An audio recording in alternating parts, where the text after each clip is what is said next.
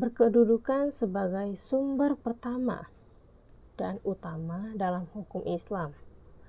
Kedudukan ini mengharuskan umat Islam memahami pesan-pesan yang dikandungnya untuk dilaksanakan dalam kehidupan.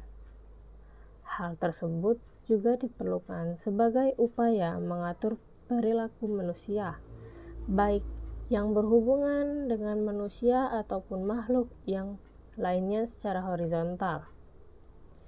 Demikian pula seluruh persoalan yang berkaitan dengan hukum, meski dicari jawabannya terlebih dahulu dari petunjuk yang terkandung di dalam Al-Quran.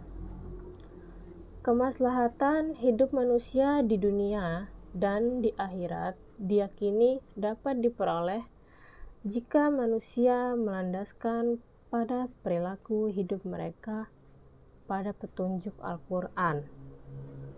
Argumentasi yang menyatakan bahwa Al-Quran sebagai sumber dan dalil pertama dan utama ditemukan dalam penjelasan Al-Quran sendiri pada sejumlah ayatnya. Lebih dari 30 kali ditemukan perintah mematuhi Allah dalam Al-Quran. Bahkan, meninggalkan aturan yang disebutkan Al-Quran akan membawa akibat meningkatnya kejahatan yang dilakukan manusia. Al-Quran secara redaksional dan makna yang dikandungnya bersifat qat'i al-wujud. Maksudnya adalah lafaz Al-Quran dan pesan yang dikandungnya terjamin keautentikannya dan otoritas keberadaannya. Keautentikan itu terjamin karena transformasi periwayatannya secara keseluruhan mencapai tingkat mutawatir. Selain itu, jaminan keaslian Al-Quran mendapat intervensi langsung dari pemiliknya, yaitu Allah Subhanahu wa Ta'ala. Pada uraian sebelumnya telah dijelaskan bahwa Al-Quran sebagai sumber utama dan yang paling utama dari hukum Islam yang bersifat global yang membutuhkan penjelasan secara operasional.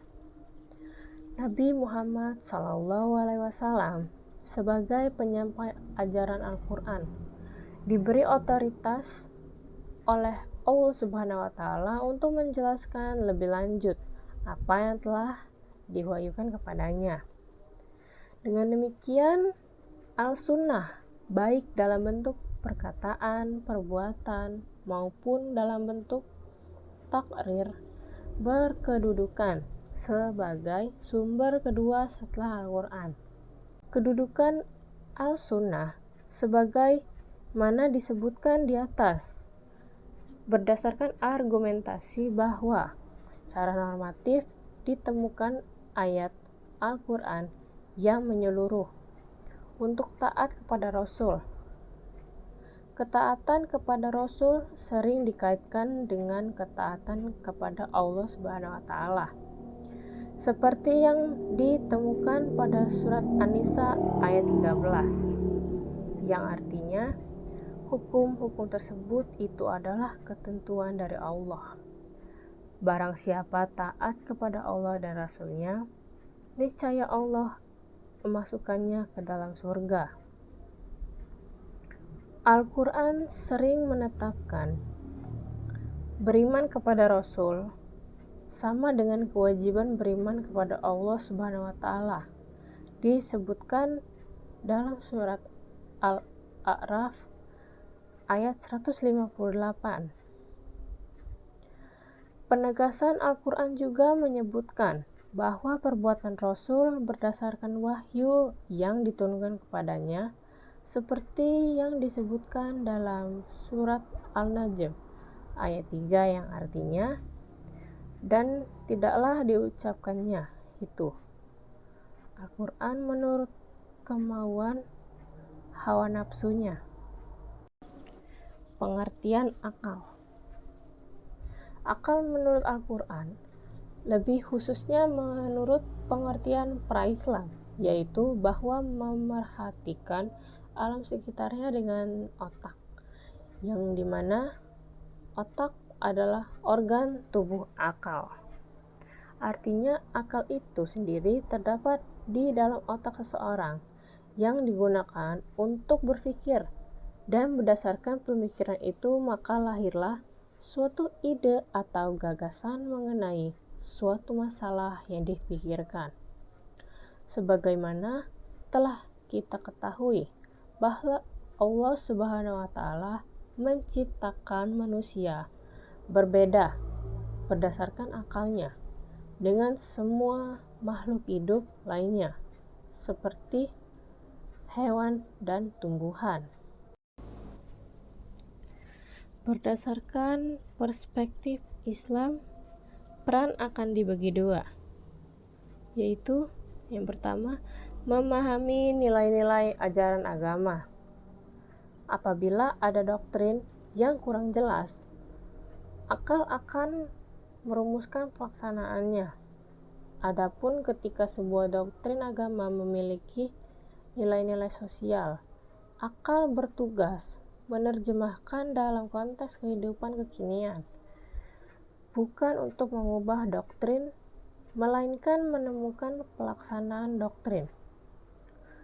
Kedua, akal bertugas memilih dan menyeleksi doktrin agama. Terkadang, ada doktrin agama yang temporer atau madaniyah, dan doktrin agama yang selalu kontemporer atau makiyah.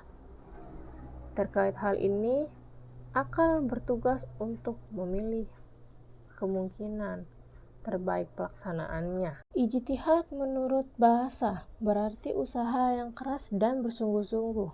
Sedangkan pengertiannya dari segi istilah, ijtihad adalah berusaha menetapkan hukum terhadap masalah yang belum ada ketetapan hukumnya dalam Al-Quran dan hadis, yang dilakukan secara cermat dan pikiran yang murni, serta berpedoman pada aturan penetapan hukum yang benar.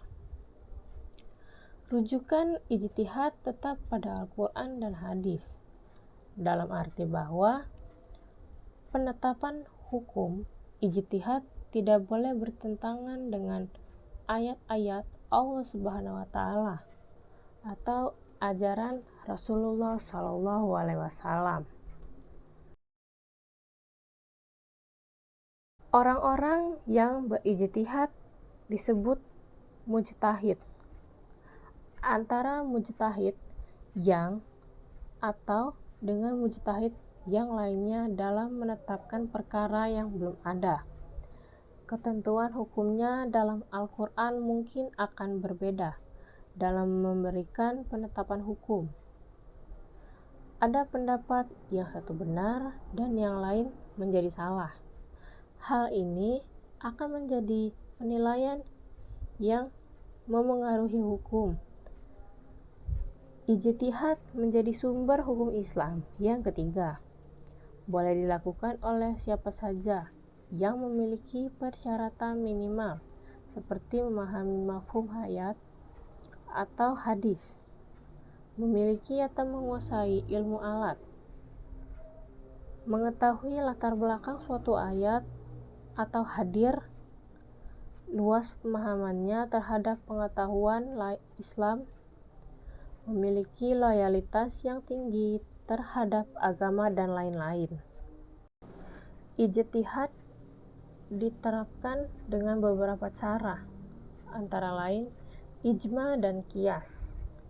Ijma adalah kesepakatan para mujtahid pada suatu masalah setelah Rasulullah wafat terhadap satu masalah. Sedangkan qiyas adalah menetapkan hukum dengan cara menghubungkan suatu perkara yang sudah ada ketetapan hukumnya terhadap masalah lain yang dihadapi dan belum ada ketetapan hukumnya. Sedang antara keduanya sama-sama memiliki sebab yang bisa disepadankan.